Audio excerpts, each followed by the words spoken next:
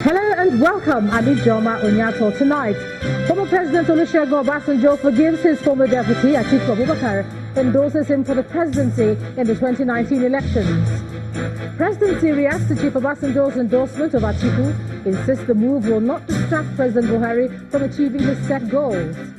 Vice President Yemi Osinbajo asked the media to retain its credibility as an unbiased umpire ahead of the 2019 general elections. An Egyptian military court sentences 17 people to death for their involvement in bomb attacks on Coptic Christian churches.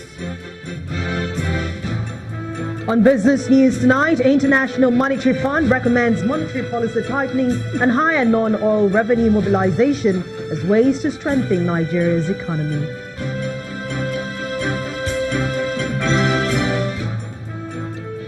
And on sports news tonight, Super Eagles coach Gernot Rohr insists his players will not underrate Libya in Saturday's 2019 African Cup of Nations qualifier in Uyo.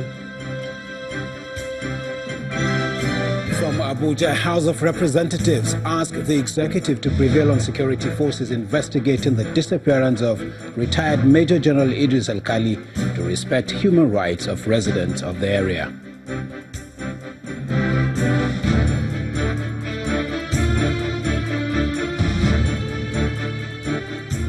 We begin tonight with the endorsement by former President Olusegun Obasanjo of his former vice Atiku Abubakar for the nation's #1 seat in the 2019 polls. Chief Obasanjo expressed his readiness to work with the former vice president to realize the latter's presidential ambition in 2019 after a closed-door meeting with the PDP presidential candidate and the national chairman Uche Secondus. The former president says he's convinced that Alhaji Atiku has the capacity to perform better than the present administration in the country. He, however, asked him to uphold the constitution if elected next year to ensure the survival of the country's socio-economic and political fortunes. Reviewed what went wrong, and as you have said up there, my former vice president and, as I said, president-to-be has shown remorse, has offered apologies, has asked for forgiveness, and I said, in the circumstances we are in, forgiveness is of God. If I, as a human being, on a daily basis ask for forgiveness of God, whatever might have been done to me inadvertently or advertently, I should forgive. Obviously, you have mended friends with the party and fully reconciled with the party. That is why today you are the presidential candidate of the party. In addition to appreciating all that the party have done for you, may I advise you to work together with all those who contested for the party's flag with you as a team for your campaign. And in a swift reaction, Alhaji Atiku, who was accompanied by other PDP leaders, including Chief Olabode George and former Osun State Governor Olagunsoye Oyinlola, said he owed these achievements to Chief Obasanjo's wise counsel. This visit is a historic one for both of us and for this country. Because, as I have said last Sunday, I paid tribute to him because I couldn't have been what I am today without his wise counsel, without his picking me as his vice president for 8 years, and without the training that I got from his privilege and his leadership. I believe the time has come for all of us to work together, to unite and work together so that this country can be repositioned on the path of unity, growth, and prosperity. And in a swift reaction, the presidency has downplayed the endorsement, saying it will not distract President Muhammadu Buhari from the war against corruption and other national issues. A statement by the president's spokesperson, Garba Shehu, says, quote, "The presidency has received the news of former President Olusegun Obasanjo's predictable U-turn and somersault on the endorsement of the PDP candidate Atiku Abubakar at a meeting on Thursday, and to say that we are in the least bit surprised by the well-rehearsed theatre. We're busy on various national issues, including the restructuring and the diversification of the economy, fighting corruption, terrorism and other threats to national security, increasing the availability of electric power, improving education, health and providing long-delayed infrastructure, roads, rail, airports and so forth." The president goes on to say that the statement says in itself that President Buhari is proud of his record because his achievements are verifiable, while that of the PDP is manifested by the, quote, "devastating social and economic impact of large-scale corruption during their governance," end of quote. Moving on now to Ekiti State, where there's been a shake-up at the State House of Assembly as the Speaker of the House, Mr. Kola Oluwole, has been impeached by 14 members of the House. The lawmakers also impeached the Deputy Speaker and other principal officers, citing abuse of office and mismanagement of the resources of the House, among other reasons. The new Speaker told journalists after the impeachment that the former Speaker was clueless in terms of handling the affairs of the House.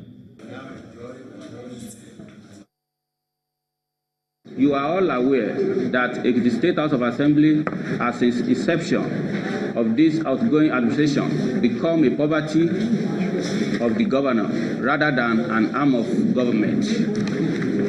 The secret and hurried sitting of last month, where a purported supplementary budget was considered and passed in less than an hour, is sad and a food for thought. I want to announce the dissolution of all committees of the House. A committee on selection will soon be put in place to reconstitute the statutory and standing committees of the House for effective service and good conduct of oversight activities. Meanwhile, the impeached Speaker, Mr. Kola Oluwole, has dismissed the action of his colleagues as an illegality, insisting that he remains the Speaker. I said they were unable to feed themselves about 2 months after. Nobody can stop us from our legitimate and duty that we are elected to perform. I remain the Speaker of the State of Assembly, and the troublemakers will be dealt with according to the House rules and standing order. When an illegality has been carried out, should we continue to act on illegality? It's very clear. The Constitution is very clear. The standing rule is very clear. When we want to carry out an impeachment process, it's 18 members out of the 26, which is the two-thirds majority of 26. The Vice President, Professor Yemi Osinbajo, has asked the media to retain its credibility as an unbiased umpire, especially with the 2019 general election around the corner. Professor Osinbajo was speaking at the 14th edition of the All Nigeria Editors Conference holding in Asaba, Delta State. He identifies corruption as a major challenge plaguing the journalism profession, insisting that the media must do all it takes to uphold truth and objectivity. People want truthful information, they want objectivity, they want clear analysis of complex issues of the economy, of law, or the social sciences. Time was when someone would say, I read it in the Times, Daily Times, that is. It was the closest thing to scripture. If you said, I read it in the Times, it was meant to be absolutely true. Today, skeptics will ask you, who sponsored the story? Most of the investigative reporting, if it can be so described, is done by the ubiquitous blogs and online media, the likes of Newswatch, Tell, The News, etc., that prove the big stories have all gradually disappeared. A guild, I'm sure that we all agree, is a society of gatekeepers. To you belongs the enormous task of defining the ethos, the morals, the ethics of your profession. The Delta State Governor Ifeanyi Okowa was also there to formally declare the event open, and he insisted that the right of the people to choose their leaders in a free, fair and transparent electoral process must not be trampled upon. For democracy to flourish, the opposition must be allowed to exist and play its role without let or hindrance. The current APC-led federal government must build on this foundation and resist the temptation to repress the opposition. The role of the media in the march towards sustainable democracy is very crucial. Earlier on, I mentioned a free and independent press as one of the fundamental tenets of true democracy. Its traditional roles of information, education, and watchdog of the society are invaluable for democracy to thrive. And still on the 2019 general elections, the Advertising Practitioners Council of Nigeria is appealing to media practitioners to engage in ethical and professional conduct in order to guarantee national and political stability. APCON is championing a campaign against hate speech and is advising journalists and public relations officers of political parties to put national interest ahead of self. The council also wants media houses to be on the lookout for fake news and misinformation as political campaigns for the 2019 election kick off.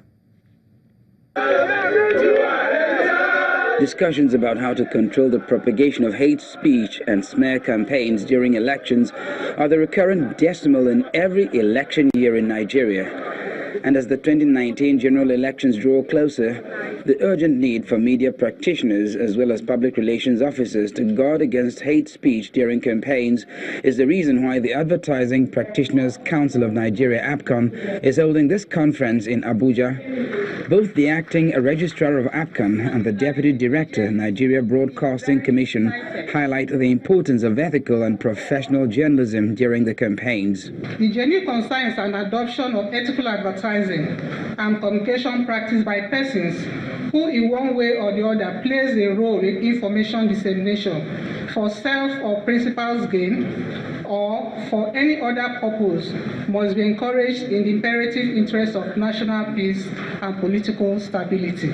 We have a moral burden to ensure that election campaign communications are done in decent language and that there is true, fair and balanced reportage of events.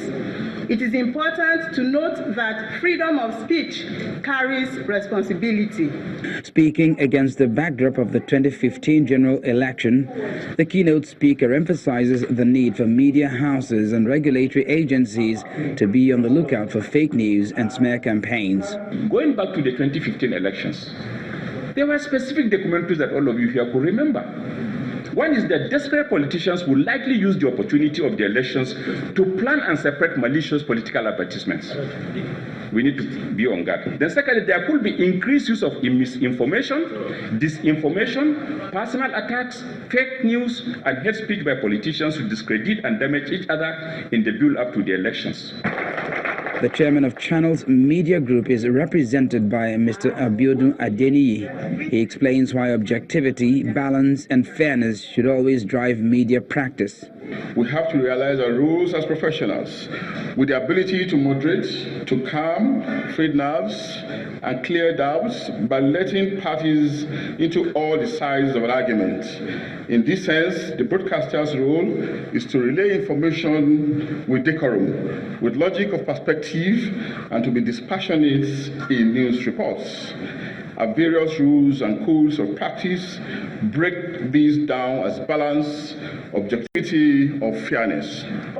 Political campaigns for the 2019 general elections are expected to commence next month. It is hoped that the campaigns will be issue-based in order to mitigate the risks associated with hate speech and disinformation. In part 2, after the break, Court in Abuja upholds the constitutionality of Executive Order 6 of 2018, signed by President Muhammadu Buhari, which allows for the interim seizure of assets linked to corruption. That's in a moment. Please stay with us.